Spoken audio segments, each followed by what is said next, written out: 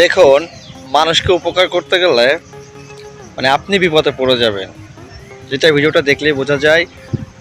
আগামীকাল ম্যাচে পাকিস্তান বনাম বাংলাদেশের এই ক্রিকেট ম্যাচে এই পাকিস্তানের প্লেয়ারটা কিন্তু সম্মান দেখিয়ে ভালোবেসে কিন্তু বলটা ধরে মেহেদী হাসান মিরাজের হাতে দিতে চেয়েছিল, কিন্তু দেখুন সুযোগ পেয়ে মেহেদী হাসান মিরাজ কিন্তু তাকে আঘাত করে দিল, বলটা মেরে তাকে রান আউট করে দিল।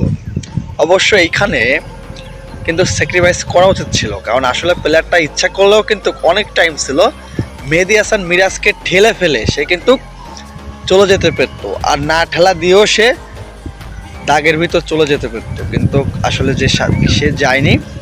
সে মেহেদী হাসান মিরাজকে ভালোবেসে সম্মান দেখে বলটা তার হাতে দিতে গেছে।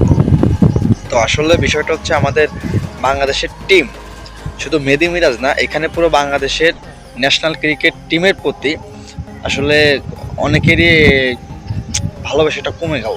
ব্যক্তিগত ফলে আমারই তাদের উপর থেকে আসলে তাদের যে ভালোবাসা সেটা কিন্তু কমে গেল।